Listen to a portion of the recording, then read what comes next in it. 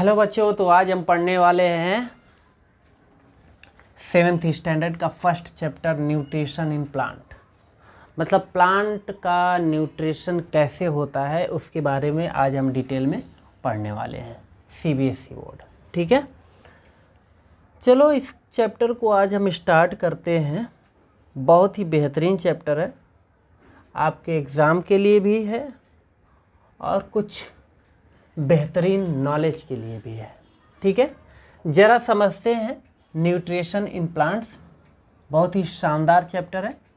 देखो, आप क्लास 6 में पढ़ चुके हो। In class 6 you learn that कि food is essential for all living organism. मतलब कोई भी लिविंग ऑर्गेनिज्म है, चाहे वो एनिमल है या फिर प्लांट है, उसको क्या चाहिए होता है? उसको चाहिए न्यूट्रिशन। और वो न्यूट्रिशन किससे मिलता है? फूड से मिलता है। फूड में कार्बोहाइड्रेट होता है, protein, fat, vitamins and minerals. ये सारी चीज़ें हमको किससे मिलती है? फूड से मिलती है, ठीक है।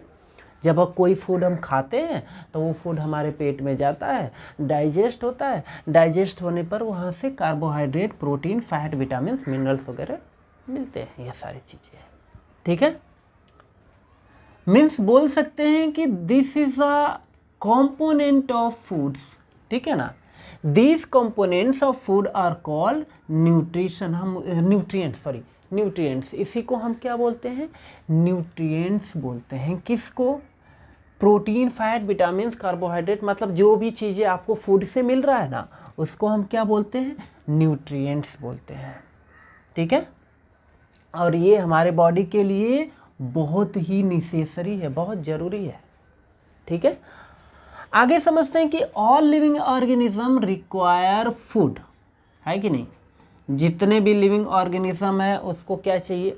फूड तो चाहिए। विदाउट फूड का थोड़ी जिंदा रहेगा, ठीक है ना। चाहे कोई प्लांट्स हो या फिर कोई एनिमल हो, सबको फूड तो चाहिए ना। विदाउट फूड का कोई भी एनिमल या लिविंग ऑर्गेनिज्म जिंदा नहीं रह सकता, ठीक है ना। Plants can synthesise food for themself but animals including humans can not, ठीक है ना।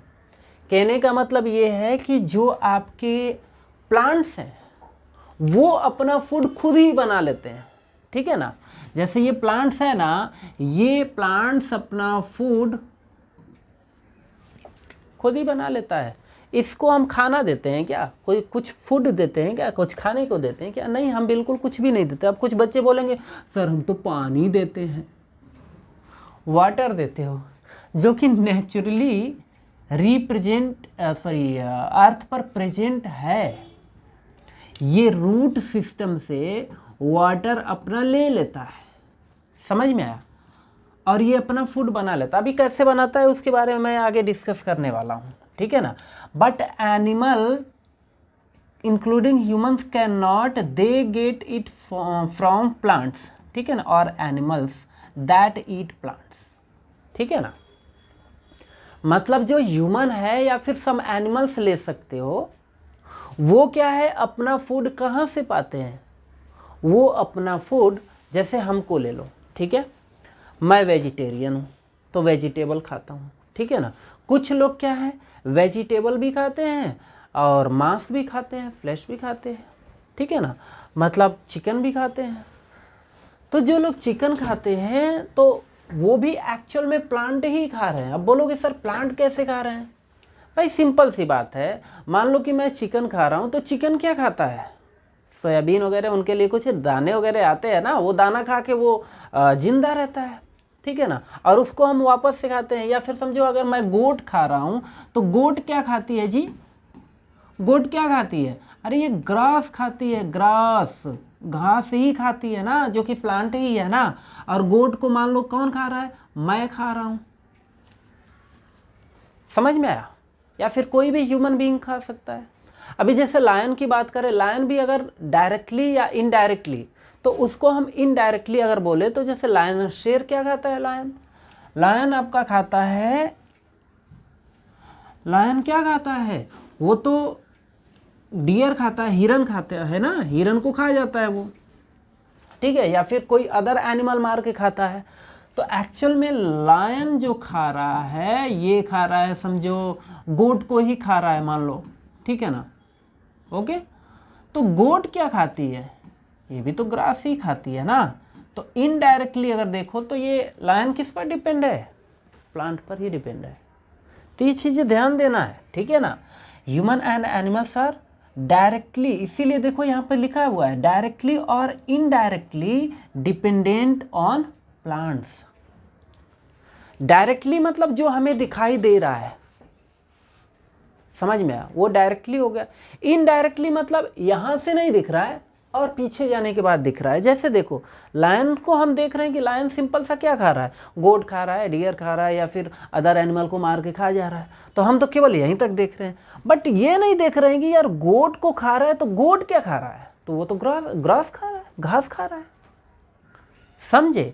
तो ऐसे ही इसको हम डायरेक्टली बोल सकते हैं, जो आपको डायरेक्टली दिख रहा है, ठीक है ना। अब बहुत से चालू लोग आएंगे तो वो कहेंगे भाई हम तो चिकन खा के रह जाएंगे। चिकन खाओगे तो चिकन क्या खाता है भाई, मुर्गी मुर्गा जो भी है वो क्या खाता है, उसके लिए तो हम बाहर से बोले तो किसी दाने की व्यवस्था करते हैं ना, वो क्या बोलते हैं उसके लिए, कुछ आता है खाने के लिए। अब इतना मुझे देखना पड़ेगा, वो क्या क्या सोयाबीन वगैरह आता है, ठीक है ना। जहाँ पोल्ट्री फार्म होता है उसके लिए बोरी का बोरी आता है जो कि उनको दे दिया जाता है और वो खाते हैं, ठीक है।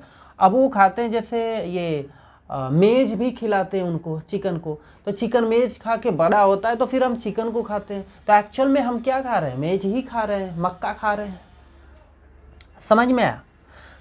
तो ये चीज़ें आपको ध्यान देना है। ओके, आगे हम समझते हैं मोड ऑफ न्यूट्रिशन। यहाँ से हमारा चैप्टर स्टार्ट हो गया, ठीक है। Mode of nutrition in plants, मतलब प्लांट में, ठीक है ना, न्यूट्रिशन कैसे होता है, यानी कि न्यूट्रिशन कैसे मिलता है। सिंपल सी बात है कि जैसे कोई प्लांट है ना, तो प्लांट को न्यूट्रिशन मिलेगा कैसे। ये मान लो कोई बड़ा सा पेड़ है, ऐसे ये प्लांट है, ठीक है। आप चाहें तो टेक्स्ट बुक अपने सामने रख के पढ़ सकते हैं, बिल्कुल टेक्स्ट बुक से, इसीलिए मैं पढ़ा रहा हूँ ताकि रिवाइज करने में और रीडिंग करने में हर चीज़ में इजी रहेगा, अच्छा रहेगा, कुछ भी नहीं, ठीक है। समझो ये प्लांट है, ठीक है ना। इसका मोड क्या होता है, इसको न्यूट्रिशन कहाँ से मिलता है। हमको तो न्यूट्रिशन मिलता है, हम तो इस पर फ्रूट्स वगैरह लगाए हैं, तोड़ के खा लेंगे, इस पर जो भी फला वगैरह है वो खा जाएंगे, ठीक है ना। मुझे तो न्यूट्रिशन मिल गया, बट प्लांट को न्यूट्रिशन कहाँ से मिलता है, वही मैं बताने वाला हूँ। तो देखो, plants are the only organism that can prepare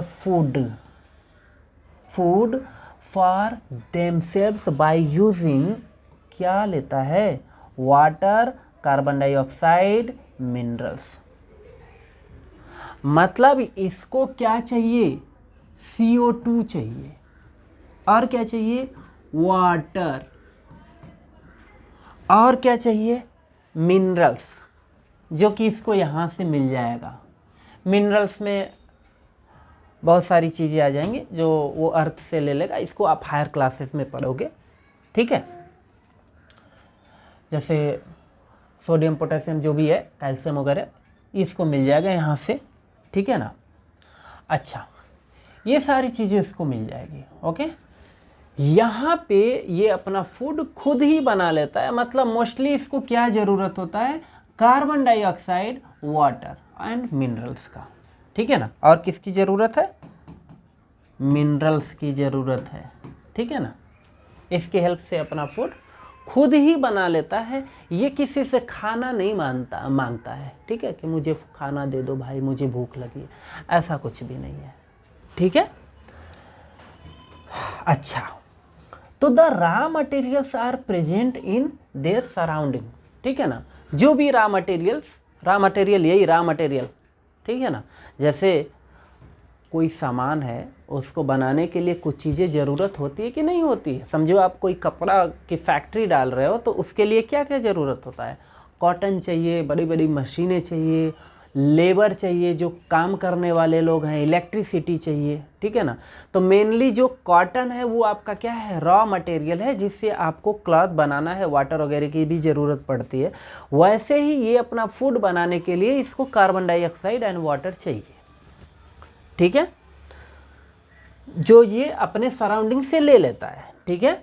आगे पढ़ते हैं। The nutrients enable living organism to build their bodies, to grow, to repair damaged parts of their bodies and provide the energy to carry out life process। ध्यान से समझेंगे। इस nutrient से living organism क्या करते हैं,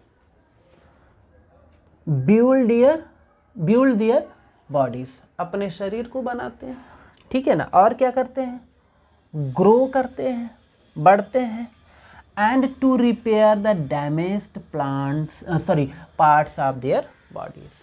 बॉडी में कोई पार्ट्स डैमेज हो गया है तो उस डैमेज पार्ट को भी ये क्या है, ठीक करते हैं। किसके हेल्प से, न्यूट्रिएंट्स के, ठीक है ना। जैसे आपने सुना होगा कि कभी हम बीमार पड़ जाते हैं या फिर किसी का हाथ पैर टूट जाता है तो डॉक्टर क्या बोलता है कि भैया थोड़ा न्यूट्रिएंट्स, इसको मिल्क वगैरह देना, थोड़ा न्यूट्रिएंट्स का ध्यान देना, अच्छे से खाओ पियो तभी जल्दी ठीक होगे। क्यों, क्योंकि अच्छे से जब खाओ पियोगे तो ज़्यादा से ज़्यादा क्या मिलेगा, अच्छा न्यूट्रिएंट्स मिलेगा हमारे बॉडी को, ठीक है ना। और न्यूट्रिएंट्स मिलेगा तो हम जल्दी ठीक हो जाएंगे, बाहुबली बनेंगे। समझ में आया। तो वही चीज़ें यहाँ पर है, वही हमने बताया। ये डैमेज्ड पार्ट्स को क्या करता है, रिपेयर करता है। कौन, न्यूट्रिएंट्स। ग्रोथ होती है, कोई चीज़ ग्रो करेगा, चाहे वो ह्यूमन हो या फिर प्लांट हो, ठीक है ना। और कहीं पर कुछ टूट फूट है, समझो कहीं पर कुछ नुकसान हो गया है, कहीं पर बॉडी में कुछ डैमेज आ गया है तो वो डैमेज भी ठीक होगा इससे, ठीक है ना। उस एनर्जी को वहाँ सेंड किया जाएगा, ठीक है ना। और काम करने के लिए भी, वर्क करने के लिए भी आपको क्या है, एनर्जी यहाँ से मिलने वाली है। तो चलो हम nutrition is the mode of taking food by an, कभी आपसे डेफिनेशन पूछ दिया कि न्यूट्रिशन क्या होता है, तो nutrition is the mode of taking food by an organism and its utilisation by the body, ठीक है ना। इसी को हम क्या बोलते हैं, न्यूट्रिशन बोलते हैं। कहने का मतलब फूड लेना, सिंपल सी बात है, उसी को हम न्यूट्रिशन बोलेंगे, ठीक है ना। The mode of nutrition in which organism make food themself from simple substances called autotrophic, यानी कि कोई भी प्लांट्स अगर खुद से, ठीक है ना, खुद से, प्लांट्स की बात हम क्यों कर रहे हैं, क्योंकि प्लांट्स में ही ये क्वालिटी होती है कि जो अपना फूड खुद ही बना लेता है, ठीक है ना, सेल्फ डिपेंडेंट होता है, वो किसी के ऊपर डिपेंड नहीं है, ठीक है ना। तो the mode of nutrition in which, ये न्यूट्रिशन का ही एक पार्ट है, themselves from a simple substance is called autotrophic. Auto means self and trophs का मतलब क्या होता है, नरिशमेंट होता है, यानी कि खुद से ही, सिंपल सा मतलब है जो अपना फूड खुद बना ले स्वयं, ठीक है ना, यानी कि सेल्फ डिपेंडेंट है, उसी को हम क्या बोलेंगे autotrophic. Therefore plants are called autotrophs, इसीलिए हम प्लांट को क्या बोलते हैं, ऑटोट्रॉफ्स बोलते हैं, बिकॉज वो अपना फूड खुद ही बना लेता है, वो किसी के ऊपर डिपेंड नहीं है। बट एनिमल की अगर बात करूं तो animals and most other organism, animal and ज़्यादा से ज़्यादा जो ऑर्गेनिज्म है ना, वो किस पर डिपेंड है, take in food prepared by plants, जो प्लांट के थ्रू फूड प्रिपेयर होता है ना, उसी पर डिपेंड होता है। जैसे कि कोई भी ह्यूमन ले लो, किसी ह्यूमन को ले लो या फिर किसी एनिमल को ले लो, वो किस पर डिपेंड है, प्लांट्स पर डिपेंड है। आप डायरेक्टली या फिर इनडायरेक्टली किस पर डिपेंड हो, प्लांट्स पर ही डिपेंड हो, ठीक है ना, प्लांट्स पर ही डिपेंड हो, आप एनिमल पर डिपेंड नहीं हो, ठीक है ना। आपको डायरेक्टली दिख रहा है कि मैं तो सर चिकन खा लूँगा, मैं तो प्लांट्स नहीं खाऊंगा, वेजिटेबल नहीं खाऊंगा, तब नहीं खाओगे तो जो जिस एनिमल को खा रहे हो ना, वो एनिमल भी क्या खाता है, प्लांट्स ही खा रहा है, ठीक है ना।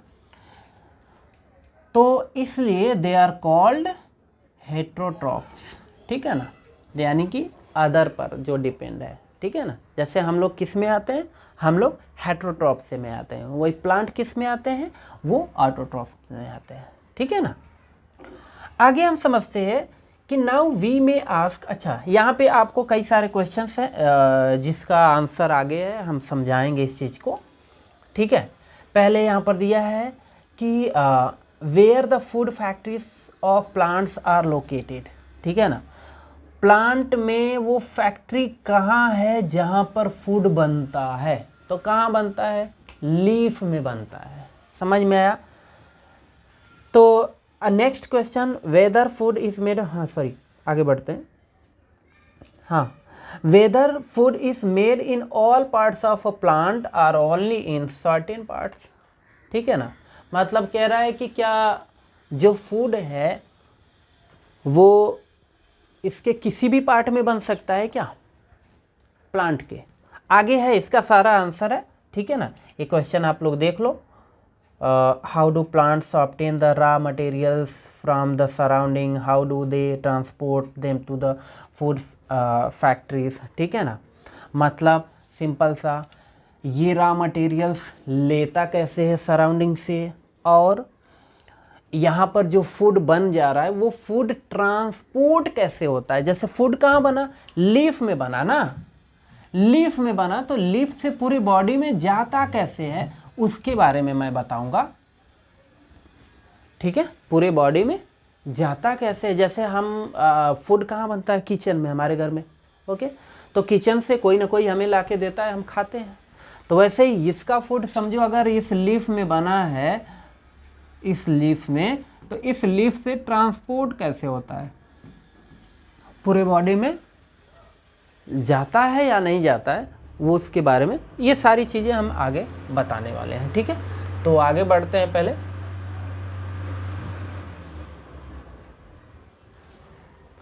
देखो, हाँ, फोटोसिंथेसिस, ठीक है। फोटोसिंथेसिस मतलब यही एक ऐसा प्रोसेस है ना जिसमें प्लांट क्या करते हैं, अपना फूड बनाते हैं, मतलब food making process in plants, ठीक है ना। Leaves are the food factories of plants. Leaf, जो लीव्स होती है ना, जो पत्तियां होती है ना, ये मान लो बड़ा सा मैंने प्लांट बना दिया ऐसे ऐसे ऐसे, ठीक है ना। ये इसका रूट्स भी बना देते हैं, ओके। यहीं पर मान लो कि ढेर सारी पत्तियां, फिलहाल सबको हम नहीं दिखा सकते, लेकिन एक पत्ती हम आपको बना के दिखा देते हैं, ये लीफ है, ठीक है ना। इसी लीफ में क्या है, फूड बनेगा, समझ में आया। तो इसलिए आप इस लीफ को क्या बोलोगे, फूड फैक्ट्रीज, मतलब leaves are the food factory, समझ में आया। बिकॉज फूड कहाँ बन रहा है, लीफ में बन रहा है, ठीक है ना। Therefore all the raw materials must reach the leaf, water and minerals present in the soil, ठीक है ना। इसलिए अब यहाँ से जो भी रॉ मटेरियल है, मतलब जितने भी रॉ मटेरियल, पहले क्या चाहिए, कार्बन डाइऑक्साइड चाहिए। कार्बन डाइऑक्साइड, फूड बनाने के लिए कार्बन डाइऑक्साइड क्या है, एक रॉ मटेरियल है जो ये इन्वायरमेंट से ले लेगा, ठीक है ना। अभी क्या चाहिए, water and minerals. Water minerals इस रूट्स के थ्रू क्या होगा, अब्जॉर्ब होगा, और ऐसे होते होते होते होते होते हुए इसके लीफ में चला जाएगा। कौन, वाटर, ठीक है ना, एंड मिनरल्स है, ठीक है ना, मिनरल्स, ठीक है। ये सारी चीज़ें इसको मिल जाएगा, ठीक है। अच्छा, तो यहाँ पर जब इसको water, minerals and carbon dioxide मिल गया, फूड बन गया। तो वही तो लिखा है, water and minerals present in the soil, मिट्टी में ये प्रेजेंट होते हैं, कौन, वाटर एंड मिनरल्स। रूट के थ्रू ही वाटर एंड मिनरल्स अब्जॉर्ब होता है, ठीक है। अच्छा, by the roots and transported to the leaves, carbon dioxide from air is taken in through the tiny pores, ठीक है ना। टाइनी पोर्स के थ्रू ये लीफ क्या करेगा ऐसे, इसमें जो लीफ होता है, लीफ में पतले पतले होल होते हैं जिसको हम स्टोमेटा बोलते हैं, ठीक है ना।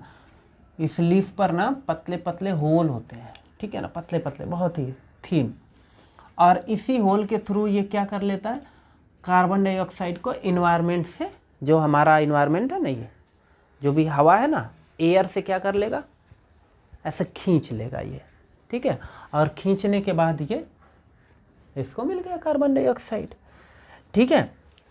Through the tiny pore present on the surface of the leaves, these pores are surrounded by guard cells, such pores are called stomata। उसी को हमने बताया, उसको हम क्या बोलते हैं, स्टोमेटा बोलते हैं, ठीक है ना। ये चीज़ें हैं।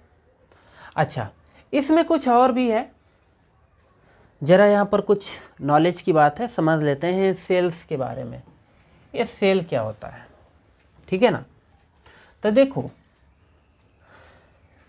आपको ये तो पता होगा ना कि कोई जैसे बिल्डिंग है, बिल्डिंग को बनाने के लिए किसकी ज़रूरत पड़ती है, ब्रिक्स है, कंक्रीट है, ये सारी चीज़ों की ज़रूरत पड़ती है ना।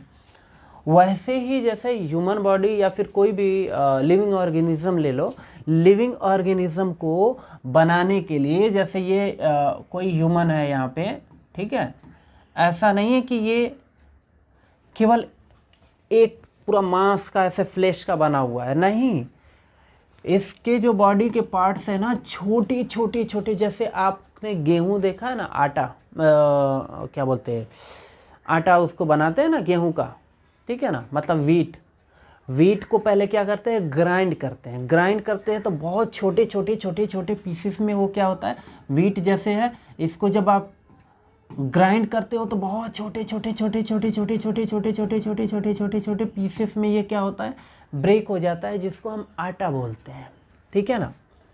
उसमें से एकदम छोटा पार्ट आप निकाल लो, समझ में, तो कुछ तो मिलेगा ना, एकदम स्मॉल पीसेस। वैसे ही ये ह्यूमन बीइंग है ना, ये कोई आदमी है, मान लो मुझे ही मान लो, अगर इसको ब्रेक करोगे ना तो एकदम छोटे छोटे छोटे छोटे छोटे छोटे छोटे छोटे ढेर सारे पीस मिलेंगे, ठीक है ना। उसमें एकदम जो स्मॉल पीस होता है ना, उसी को हम क्या बोलेंगे, सेल बोलेंगे। उसी सेल को ज्वाइन करने के बाद, ज्वाइन होते होते होते होते होते एक पूरा इतना बड़ा ह्यूमन बॉडी खड़ा है, समझ में आया। कोई भी लिविंग ऑर्गेनिज्म है ऐसा ही होता है, ठीक है ना। जैसे एक बिल्डिंग है, बिल्डिंग को अगर ब्रेक करो तो क्या है, छोटे छोटे ब्रिक्स से ही तो निकल के आएंगे, क्योंकि बिल्डिंग किससे बनी होती है, ब्रिक्स की बनी होती है, कंक्रीट की बनी होती है, सीमेंट की बनी होती है। अगर सब पार्ट निकाल दो तो छोटे छोटे छोटे छोटे पीसेस नहीं हो जाएंगे। वैसे ही ह्यूमन को भी अगर ब्रेक करोगे या किसी लिविंग ऑर्गेनिज्म में ना, लिविंग ऑर्गेनिज्म को तोड़ोगे ना, तो वो भी छोटे छोटे पीसेस में ब्रेक हो जाएंगे, जिसको हम क्या बोलते हैं, सेल बोलते हैं। तो जरा इसको रीड करते हैं, ध्यान से सुनना और देखना। You have seen that buildings are made up of bricks, ठीक है ना। Similarly, the bodies of living organisms are made up of tiny units called cells, ठीक है ना। And cells can be seen only under the microscope। ध्यान रखना, cell को किससे देख सकते हो, माइक्रोस्कोप से देख सकते हो। विदाउट माइक्रोस्कोप्स का you can't see, आप नहीं देख सकते, ठीक है ना। Some organisms are made up of only one cells. कुछ ऐसे भी ऑर्गेनिजम्स हैं जो केवल एक सेल होता है, जैसे कि वायरस हो गया, बैक्टीरिया हो गया, बैक्टीरिया ले लो, ठीक है ना, बैक्टीरिया वगैरह बहुत छोटे छोटे जो ऑर्गेनिज्म है ना, उनका एक ही सेल होता है, वो ढेर सारे सेल से मिलके नहीं बने होते। जैसे हम लोग क्या है, मल्टी सेलुलर है, हमारे बॉडी में ढेर सारे सेल्स हैं, छोटे छोटे, हमने बताया ना कि ढेर सारे पीसेस हैं। इसी में से एक पीस इसी को निकाल लो तो यही क्या है, इसी को समझ लो यही बैक्टीरिया है। बात है समझ आई।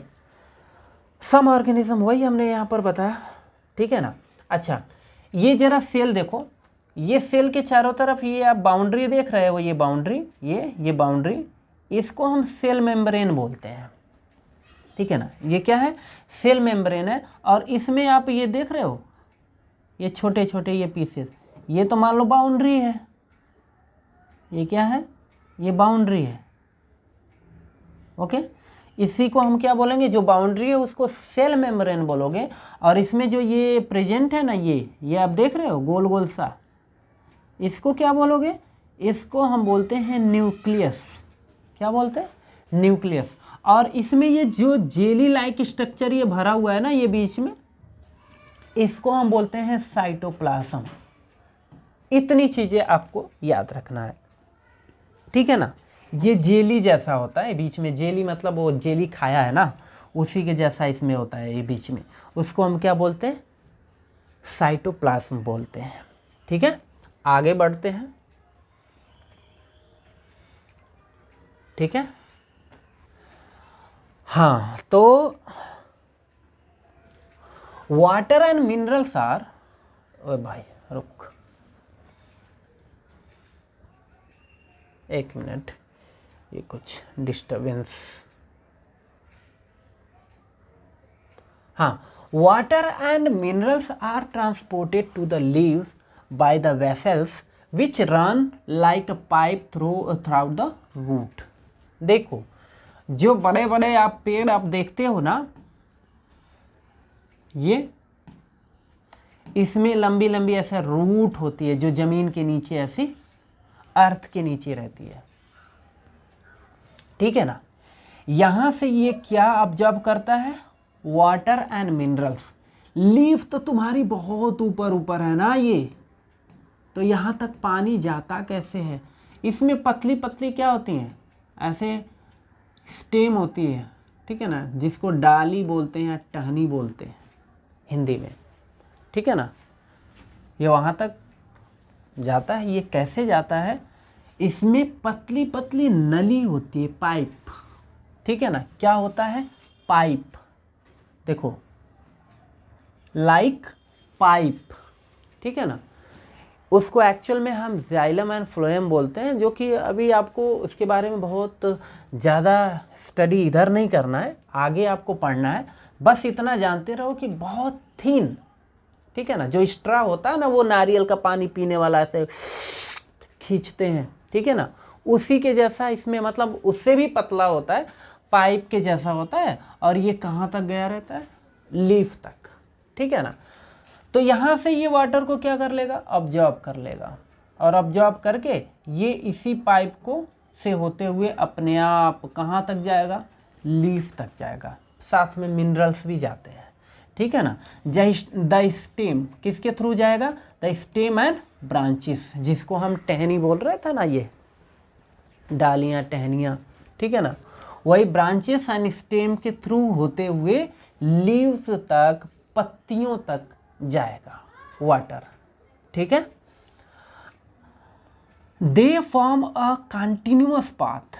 ये जो कंटिन्यूअस पाथ होता है, मतलब बीच में ब्रेकिंग नहीं होता है, सीधा इधर से एकदम वहां तक जाना है तो जाना है बस वाटर को। ठीक है, और passage for the nutrients to reach the leaf, they are called vessels. ठीक है ना, you will learn more about transport of materials in plants in chapter 7 में आप पढ़ोगे, 7 चैप्टर में। ठीक है ना, आगे हम बढ़ते हैं। The leaves have a green pigment. ठीक है ना, इस लीफ में क्या होता है, ग्रीन पिगमेंट होते हैं, जिसको हम क्या बोलते हैं, क्लोरोफिल। क्या बोलते हैं, क्लोरोफिल बोलते हैं। ठीक है ना, ये क्लोरोफिल का काम जानते हो बच्चों क्या होता है, इसका काम होता है only capture the energy of sunlight. मतलब इधर मान लो कि ये सूर्य भगवान है, मतलब सन। ठीक है ना, तो यहाँ से जो लाइट आएगी ना, उस लाइट को ये क्या कर लेगा, कैप्चर करेगा। कौन कैप्चर करेगा, क्लोरोफिल कैप्चर। अगर लीफ में क्लोरोफिल नहीं है ना, तो सनलाइट कैप्चर नहीं हो सकता। जैसे आपने देखा होगा कि जो कुछ प्लांट्स होते हैं जिनकी कुछ पत्तियां येलो टाइप की हो जाती है, मतलब ग्रीन से कैसा हो जाता है, येलो। अच्छा, येलो हो जाएगा ग्रीन से ना, तो वो फूड अच्छे से नहीं बना पाता या नहीं बना पाता। उसका रीज़न क्या है, बिकॉज ये क्लोरोफिल को, अगर येलो कलर रहेगा ना, तो क्लोरोफिल को ऑब्जॉर्ब कर ही नहीं पाएगा, और क्लोरोफिल को ऑब्जॉर्ब नहीं कर पाएगा तो फिर सनलाइट को ऑब्जॉर्ब नहीं कर पाएगा ये लीफ, अगर यहाँ पे क्लोरोफिल नहीं होगा तो। और क्लोरोफिल नहीं होगा, सनलाइट ऑब्जॉर्ब नहीं होगा। अब सनलाइट ऑब्जॉर्ब नहीं होगा, फूड नहीं बनेगा। ठीक है ना, तो कुल कहने का मतलब ये है कि ये सनलाइट को क्या करता है, कैप्चर करने का काम करता है। कौन? क्लोरोफिल। इसीलिए क्लोरोफिल होना जरूरी है। जिसकी लीफ जितना ज़्यादा ग्रीन है ना, इससे ये पता चलता है कि उस लीफ में उतना ही ज़्यादा क्लोरोफिल भरा हुआ है, और जितना ज़्यादा क्लोरोफिल होगा उतना ज़्यादा वो सनलाइट यानी कि एनर्जी को कैप्चर करेगा। ठीक है ना, सनलाइट में जो एनर्जी प्रेजेंट होती है ना, उस एनर्जी को वो क्या कर लेता है? कैप्चर कर लेगा। कैप्चर कर लेगा, उतना ज़्यादा प्रोसेस तगड़ा होगा, तेज होगा। ठीक है ना, और ज़्यादा से ज़्यादा फूड बनाएगा। ठीक है ना। This energy is use to synthesise यानी कि prepare food from carbon dioxide and water. इसी एनर्जी के हेल्प से ना, सनलाइट से जो एनर्जी आ रहा है ना, उसी एनर्जी के हेल्प से कार्बन डाइऑक्साइड एंड वाटर का क्या होगा? वाटर से क्या करेगा? फूड अपना वो प्रिपेयर करेगा plants. Since the synthesis of food occurs in the presence of sunlight is called photosynthesis. ठीक है ना, इसीलिए हम इसको क्या बोलते हैं? फोटोसिंथेसिस बोलते हैं। फोटो मीन्स लाइट और सिंथेसिस का मतलब टू कंबाइन। ठीक है। So we find that chlorophyll, sunlight, carbon dioxide and water are necessary. यानी कि यहाँ से आपको एक चीज़ पता चल गया होगा कि क्लोरोफिल, सनलाइट और कार्बन डाइऑक्साइड एंड वाटर, ठीक है ना, ये 3-4 चीज़ें नेसेसरी है। किसके लिए? Carry out the process of photosynthesis. Photosynthesis होने के लिए ये 4 चीज़ें बहुत ही ज़रूरी है बच्चों। क्लोरोफिल, सनलाइट, कार्बन डाइऑक्साइड, आप लोग सही से कर लेंगे इसको, एंड वाटर। हाईलाइट कर लेंगे, बुक लेके बैठेंगे। बुक से मैं इसीलिए पढ़ा रहा हूँ ताकि कोई प्रॉब्लम नहीं होगी। ठीक है ना, आपको रीडिंग करने में भी इजी रहेगा, समझने में भी इजी रहेगा, नोट्स भी बनाने में इजी रहेगा। ठीक है ना, इसलिए मैं एनसीईआरटी के बुक से ही पढ़ा रहा हूँ। ठीक है। अच्छा, आगे समझते हैं। It is a unique process on the अर्थ। ठीक है ना, बहुत ही यूनिक प्रोसेस है ये अर्थ पर। The solar energy is captured by the leaves and stored in the plant in the form of food. Thus आप कह सकते हो sun is the ultimate source of energy for all living organisms। ठीक है, मतलब यहाँ से आपको एक बहुत बड़ी जानकारी मिली होगी कि जो सन है ना, sun is the ultimate source of energy. ठीक है ना, ultimate source of energy for all living organisms on the earth.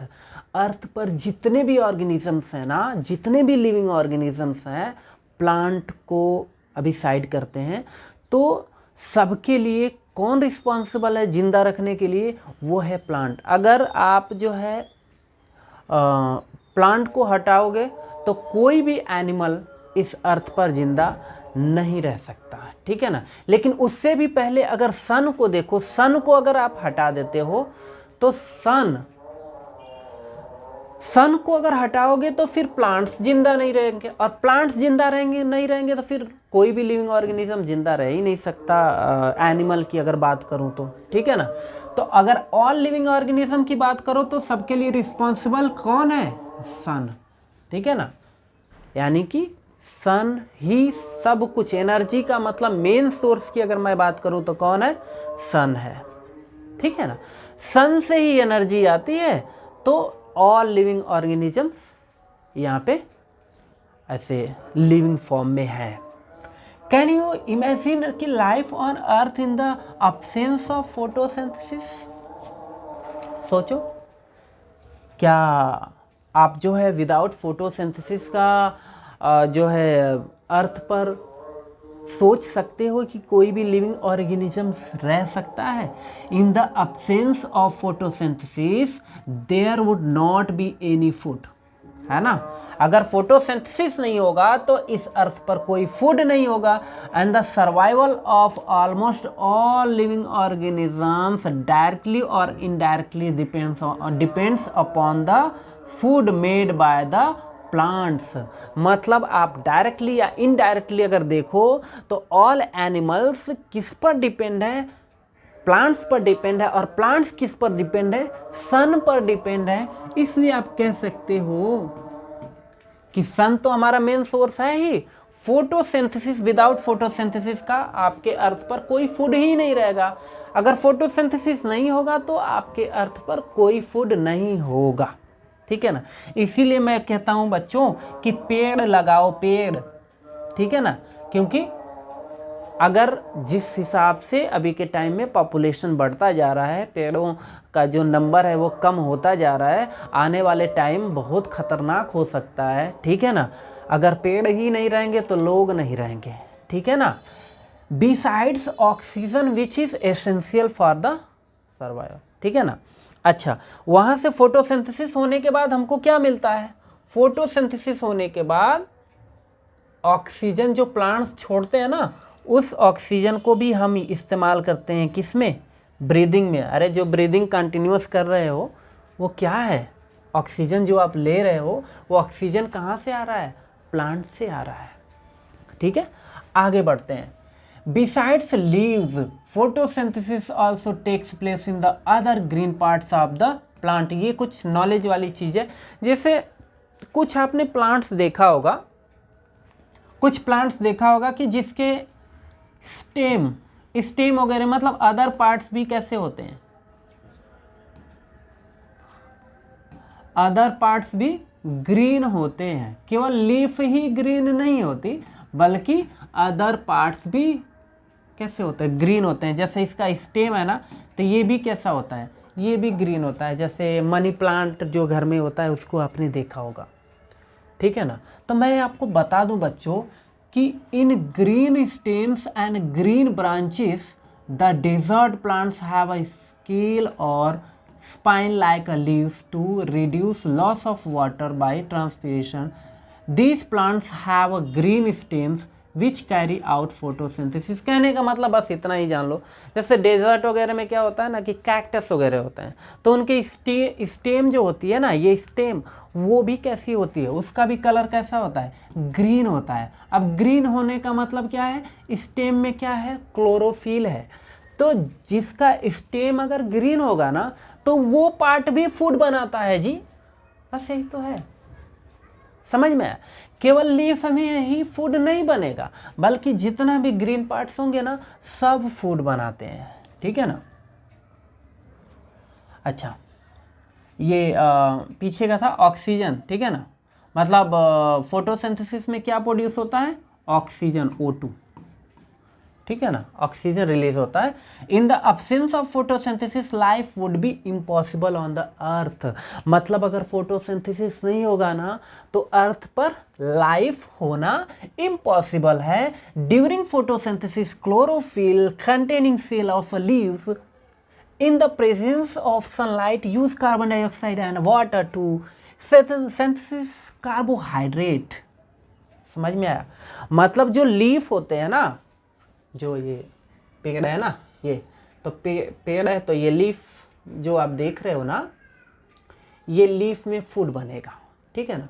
Food में क्या बनता है बच्चों, कार्बोहाइड्रेट बनेगा, ठीक है ना।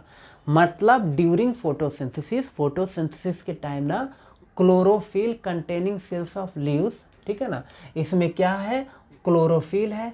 क्लोरोफिल का काम क्या होता है, अगर कभी भी पूछे कि what is the uses of chlorophyll, तो uses is that capture to बोले तो सनलाइट का मतलब सनलाइट एनर्जी आप बोल सकते हो, एनर्जी ऑफ सनलाइट, ठीक है ना। उसके एनर्जी को वो क्या करता है, कैप्चर, पकड़ के रखने का काम करता है। देख रहे हो ये हरी हरी पत्तियाँ, वाह क्या बात है, क्या चीज़ है पैसा, ठीक है। कार्बन डाइऑक्साइड ये भाई साहब कहाँ से ले लिए, यहाँ से ले लिए। कहाँ से, यहाँ से, हवा से, एयर से। आपके चारों तरफ जो एयर है ना उसमें कार्बन डाइऑक्साइड भी थोड़ा बहुत होता है, ठीक है। सनलाइट को ये ऑब्जर्व कर लिया, ठीक है ना। क्लोरोफिल इसमें खुद ही प्रेजेंट है, ठीक है, तभी तो इसका कलर कैसा है, ग्रीन ग्रीन सा है, ठीक है ना। वाटर एंड मिनरल्स कहाँ से ले लिया, अर्थ से ले लिया, ठीक है ना। अब यहाँ पे क्या हो जाएगा, फूड बन जाएगा। फूड में क्या बनेगा बच्चों, कार्बोहाइड्रेट बनेगा। अब ये कार्बोहाइड्रेट यहाँ पे बन गया, अब इसके बॉडी पार्ट्स में ये कार्बोहाइड्रेट जाएंगे, कैसे जाएंगे आगे हम बताने वाले हैं, ठीक है ना। तो carbon dioxide plus water presence in sunlight and chlorophyll, यानी कि ध्यान रखना कि फोटोसिंथेसिस का जो रिएक्शन है ये कब होता है, ओनली डे टाइम में होता है। रात में, नाइट टाइम में कभी भी फोटोसिंथेसिस नहीं होता है। नहीं होने का रीजन क्या है, सनलाइट प्रेजेंट ही नहीं है, सनलाइट है ही नहीं। रात के टाइम में सनलाइट होता है क्या, सन दिखाई देता है, सूर्य दिखता है क्या, नहीं दिखता, तो फूड कैसे बनेगा, समझ में आया। लेकिन दिन के टाइम में अभी देखो तो क्या है, सन है, तो सन है तो इसलिए फूड बनेगा, ठीक है। और यहाँ से carbohydrate plus oxygen, oxygen release कर देगा, ऑक्सीजन को हम ले लेते हैं, ठीक है। अच्छा, ये देखो प्यारा सा लीफ जो आप देख रहे हो ना, ये इसी लीफ में अगर छोटा सा पार्ट ब्रेक करके देखोगे ना, तो यहाँ पर ये आपको कुछ ऐसा स्ट्रक्चर दिखेगा, इसी को हम स्टोमेटा बोलते हैं। ये देख रहे हो ये वाला पार्ट, ये ठीक है ना, ये बंद ऐसे हो जाता है फिर ओपन हो जाता है, बंद होता है ओपन होता है, ये से, ठीक है ना। मतलब क्लोज ओपन क्लोज ओपन ये होने का काम करता है कौन, ये गार्ड सेल्स लगी हुई हैं यहाँ पर, ठीक है ना। मतलब जो जब इसको कार्बन डाइऑक्साइड लेना होता है तो ओपन हो जाता है कार्बन डाइऑक्साइड, ये चीज़ें लीफ पर प्रेजेंट रहता है, ठीक है ना। ये लीफ पर है, छोटे छोटे मतलब बोले तो होल टाइप का होता है, ठीक है ना। ये कार्बन डाइऑक्साइड ले लेता है और ऑक्सीजन जब छोड़ना होता है तो भी ये ओपन हो जाता है, इसको हम स्टोमेटा बोलते हैं, ठीक है ना। During the process oxygen is released, जब ये प्रोसेस होता है फोटोसिंथेसिस तो यहाँ से ऑक्सीजन रिलीज होता है और इस ऑक्सीजन हमारे इन्वायरमेंट में रहता है। The presence of starch in leaves indicates the occurrence of photosynthesis, ठीक है ना। अब लीफ को जब तोड़ के उसका प्रैक्टिकली जब देखा गया तो पता चला कि अरे लीफ में तो स्टार्च प्रेजेंट है। अब स्टार्च है, इसका मतलब क्या है, इसका मतलब ये है कि फोटोसिंथेसिस में एनर्जी यानी कि बोले तो कार्बोहाइड्रेट बन रहा है, because starch is also carbohydrate, ठीक है ना। यानी कि इसमें कार्बोहाइड्रेट था, यानी कि अगर आप कोई हरी हरी पत्ती खाते हो ना तो आप कार्बोहाइड्रेट ले रहे हो, ठीक है ना, वो एनर्जी ही है, उसमें ऊर्जा है, ठीक है ना। ये सारी चीज़ें हैं। तो आज के लिए इतना ही रहने देते हैं, ठीक है। कल हम इस पर आयोडीन से जो टेस्ट है जो पहले आपने पढ़ा हुआ है, ठीक है ना, उसका आपको बताएंगे, ठीक है ना। एंड आगे आपको बताएंगे other modes of nutrition in plants, ठीक है। तब तक के लिए मिलते हैं अगले क्लास में, ठीक है। यहाँ तक आप लोग अच्छे से रिवाइज कर लोगे, ठीक है, ओके, चलो।